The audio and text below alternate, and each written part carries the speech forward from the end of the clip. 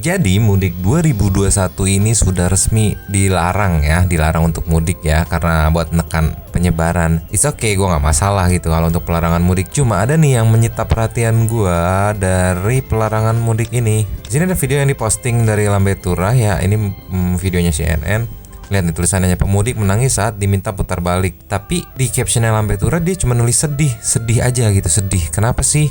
Jadi tadi sempat gue tonton, dia pengen mudik, pengen pulang dari Tangerang gitu, karena dia perantau kan, dia mau mudik ke kampungnya, ditahan sama polisi, nggak boleh katanya, nggak boleh mudik pulang kampung. Mbaknya nangis.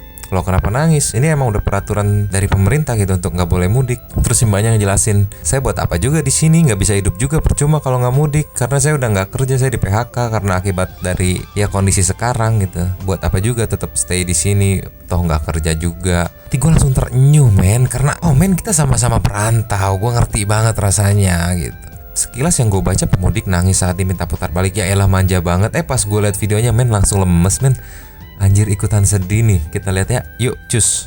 Cerot. Wanita yang akan mudik menuju Lampung ini tiba-tiba menangis saat diminta putar arah di pos penyekatan pramudik kawasan Jayanti, Kabupaten Tangerang, Banten, Selasa siang. Pemudik yang tidak memiliki surat bebas COVID-19 ini pun memohon kepada polisi untuk diizinkan melintas. Pasalnya kondisi pandemi COVID-19 membuat dirinya terkena PHK sehingga tidak ada lagi penghasilan untuk memenuhi kebutuhan hidupnya sehari-hari di Jakarta. Pemudik wanita ini pun akhirnya diminta polisi melanjutkan perjalanannya menuju kampung halaman. Tapi respect di sini gue sama polisinya yang mengizinkan juga akhirnya ya. Ya di luar bahaya nggak bahayanya ya, tapi ini kan polisinya cukup baik juga ya ngasih izin gitu. Ya bingung juga mau ditahan juga ya, ngapain di Jakarta udah nggak kerja juga kan, kasihan juga gitu. Komen-komennya juga banyak banget yang ikut bersimpati. Kayak ini contohnya nih, air matanya menceritakan sejuta kisah yang nggak bisa diungkapkan. Betul.